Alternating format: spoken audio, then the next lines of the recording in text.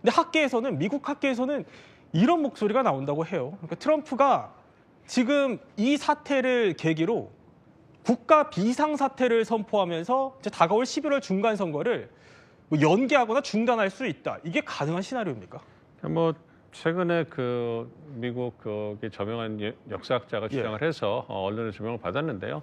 가능성은 크지 않다고 보고 있습니다. 국가 비상사태라고 한다면 미국 내 주요 정치적 소요라든지 심한 어떤 그런 혼란을 초래하는 그런 사태를 말하거든요. 그러니까 1980년대 초반에 LA 폭동이라든지 이런 부분이 비상사태를 갖다 선포할 수 있는 거의 유일한 어떤 사례라고 볼 수 있는데 지금의 이란과의 전쟁이 또 미국 본토에서 벌어지는 것도 아니고요. 그런 상황에서 비상사태를 거론하는 발동하는 것이 쉽지는 않을 거라고 생각하고 있습니다. 그럼에도 불구하고 이 학자가 그 포인트를 주고 있는 부분은 그만큼 트럼프 대통령이 궁지에 몰려서 극단적인 정치적 선택을 할 수 있고 그것이 미국 정치에도 심각한 문제를 일으킬 수 있다. 그래서 미국이 잘못하면 권위주의로 돌아갈 수 있다. 이러한 부분에 대해서 경각심을 올리는 거거든요. 그런 차원에서 이해하는 게 보다 적절하지 않은가 생각하고 있습니다. 트럼프가 출구를 못 참고 수세에 몰리면 저런 선택을 할 가능성도 배제할 수는 없다. 이런 설명을 해주신 겁니다. 이렇게 트럼프 입장에서는 전황도 관리를 하면서 미국 내부에 지금 목소리까지 신경을 써야 하는 상황인데요. 게다가 지금 이 중동 전쟁을 지휘하는 미국 국방장관이요. 과도하게 거친 발언을 해서 또 구설수에 오르고 있습니다. Our rules of engagement are bold, precise, and designed to unleash American power, not shackle it. This was never meant to be a fair fight. And it is not a fair fight, which is exactly how it should be. 미국도 지금 자존심에 타격을 입고 있습니다. 보면 미국 중부사령부가요. 이렇게 피트 헤그세스 국방부 장관의 발언, 미국인을 죽이거나 위협하면 반드시 추적해서 망설임 없이 죽이겠다 이런 말을 전하자마자요. 하루도 안 돼서 미군 사망자가 7명으로 늘었습니다. 이러면 지금 문 장군님, 미국 입장에서는 뭘 더 할 수 있어요? 보니까 특수부대 투입설도 나오던데요. 예. 이제 특수부대 투입은 뭐 지상군 투입을 위한 어떤 본격적인 그런 신호는 아니라고 봐야 될 것 같아요.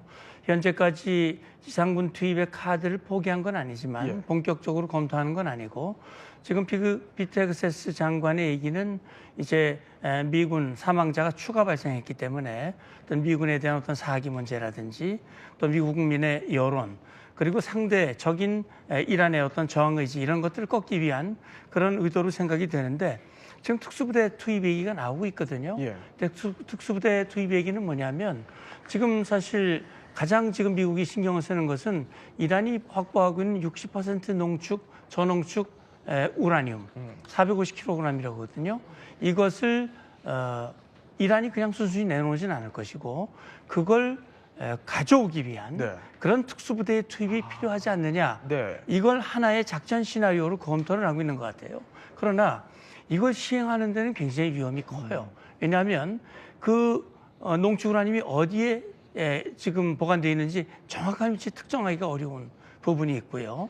그리고 실제 이 공습을 통해서 지하 이 벙커까지 다 파괴했기 때문에 과연 안전한지 이 부분 그리고 그걸 과연 이동할 때 과연 이동이 제대로 될지 이런 부분들이 다 종합적으로 검토돼야 지상군 투입 문제가 아마 정리가 될 수 있으리라고 봅니다. 그렇군요. 지금 조금 전에 본 것처럼 미국 이제 전투기들 막 날아오르는 영상, 저렇게 공습하는 영상들 미국 중부사령부가 잇따라서 영상을 공개를 하면서요.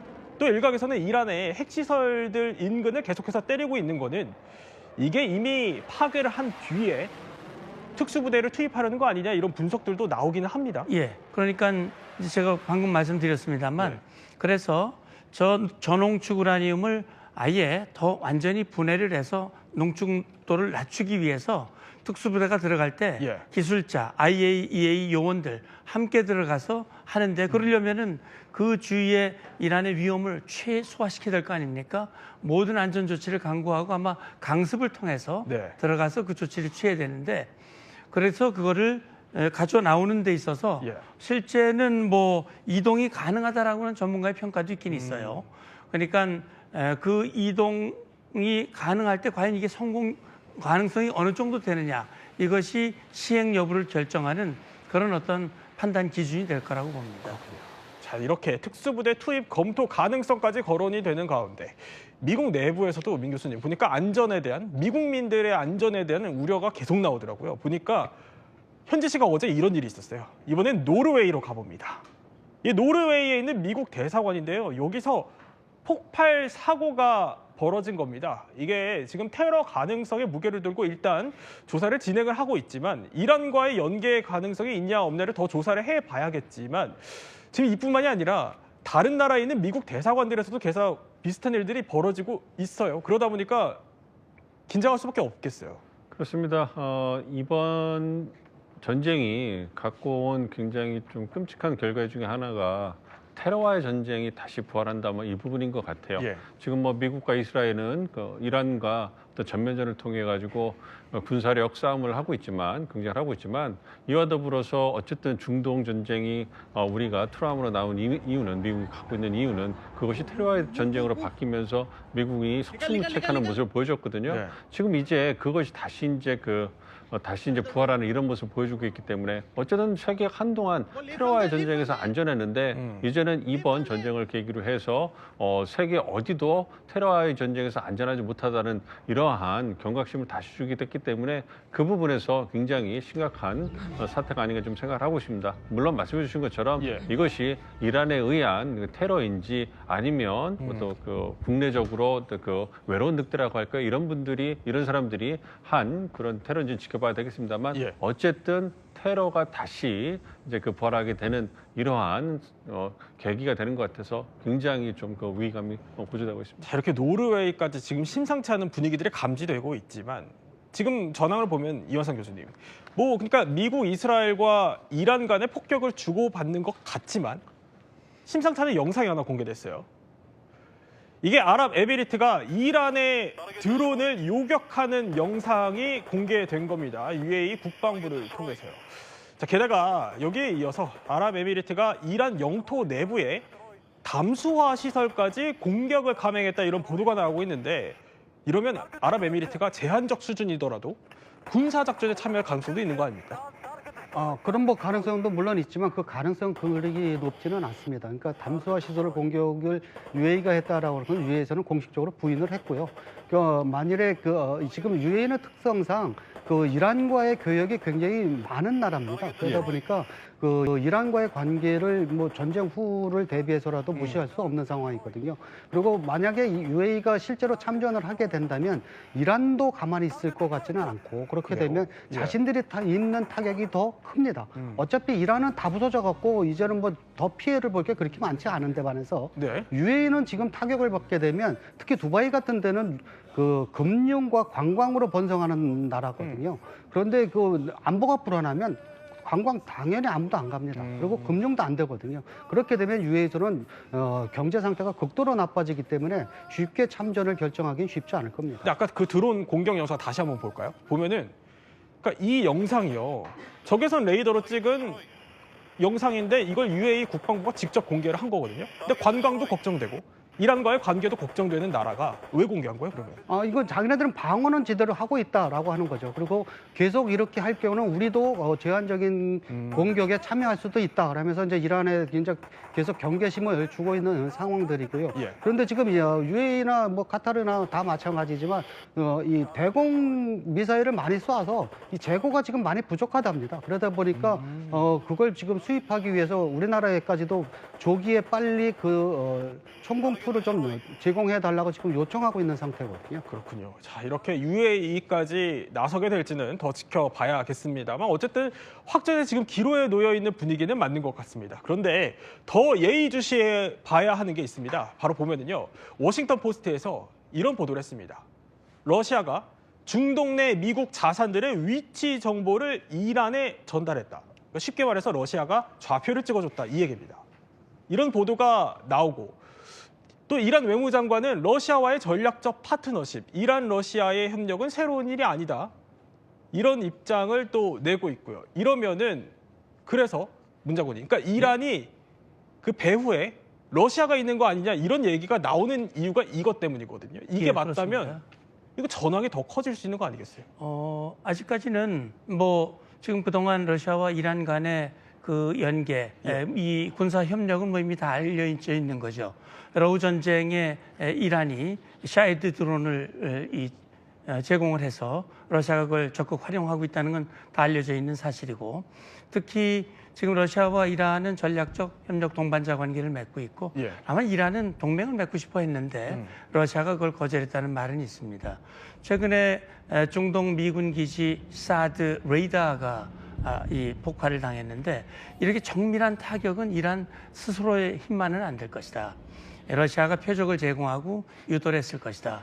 이런 얘기인데 트럼프 대통령은 또 그걸 부정을 했어요.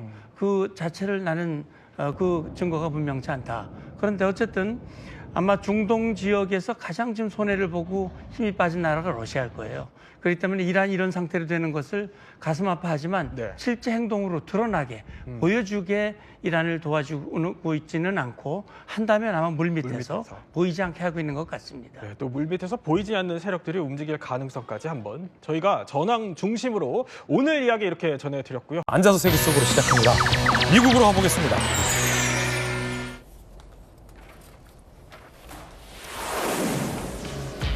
중간선거를 앞둔 트럼프 대통령에게 비상이 걸렸습니다. 가상화폐 투자자들에게 트럼프 대통령은 친구 같은 존재였는데 여기저기 분위기가 심상치 않기 때문이에요. 업계에서 트럼프 대통령이 가상화폐 해로운 존재다라는 극단적인 평가까지 나오고 있다고 합니다. 이유는 최근 코인 시장의 분위기와 트럼프 대통령 일가의 행보가 분노를 키운 것 때문입니다. 가상화폐의 대장주는 비트코인이잖아요. 트럼프 대통령 집권 이후에 최고점을 찍었지만 절반 가까이 폭락하면서 상승분을 모두 반납했습니다. 이 가운데 트럼프 대통령의 가족 기업이 비트코인을 대량 내다 판 사실이 알려졌습니다. 한때 친구였던 투자자들이 지금은 최대의 희생양으로 전락한 셈입니다.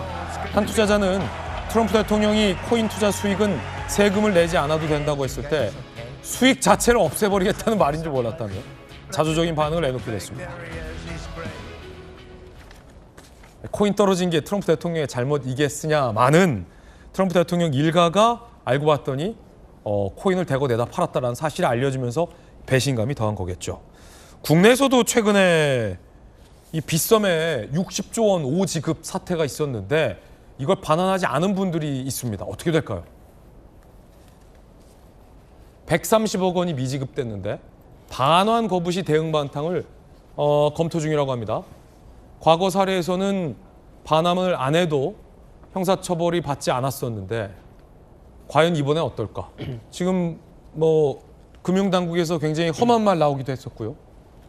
자, 정혁진 변호사님, 이거 어떻게 될까요? 글쎄요, 일단은 민사적으로는 소송하면은 무조건 그 받은 사람들이 패소하지 않을까, 저는 개인적으로 그런 생각하고요.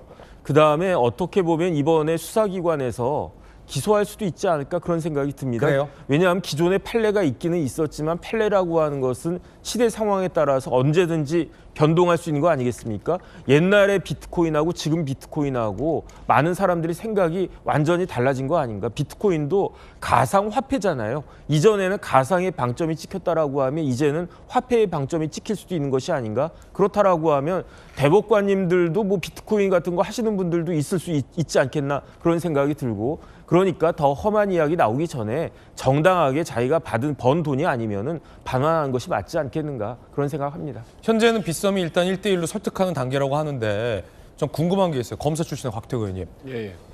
안 돌려주면 민사상으로 소송하면 돌려줄 수밖에 없고 형사적으로도 처벌의 여지도 있다라고 말씀하셨지만 그럼 빗썸이 치게 되는 책임은 없는 겁니까? 왜냐하면 장부 거래가 가상화폐에서의 어떤 관습이라고는 하지만 그것까지 이해했지만 있지도 않은 만큼의 60조 코인을 발행해서 그걸 오지급 뿌린 것까지 없어요? 잘못? 지금 더 사실관계를 조금 확인해봐야 될 단계이긴 하지만 빗썸이 지금 다른 업체에 비해서 조금 이런 관리가 좀 부실했다 하는 부분은 어느 정도 확인이 된 것 같아요. 네. 물론 이런 부분이 민사소송에서 빗썸이라는 법인에 대해서도 민사적인 책임을 물을 수 있는 여지는 충분히 되겠죠. 다만 형사적으로는 회사 자체가 어떤 책임을 지기는 상당히 어려운 구조고요. 은행 같았으면 영업정지라도 되는 거 아닙니까? 그렇습니다. 그 행정적인 이제 조치가 되겠죠. 예. 정혁진 변호사님 말씀하신 것처럼 과거에는 이렇게 오지급된 가상화폐에 대해서 이거를 안 돌려줬다 해가지고 형사적으로 처벌하기는 어렵다 하는 판례가 있긴 했지만 지금은 사실관계에 따라서는 그 판례가 변경될 여지도 있다. 저도 그렇게 보이네요. 거래소가 책임지는 거는 약간 애매하다 그러면 책임 규정 이런 게 안 만들어져서 민사적인 책임은 당연히 있겠죠. 민사적 책임. 예. 행정적인 절차나 이런 건 없습니까 그러면? 그런 부분도 처분이나. 이제 금융 당국에서 확인한 다음에 어떤 과실이 상당하다 하면은 행정적인 제재도 필요할 것으로 보여집니다. 그렇군요.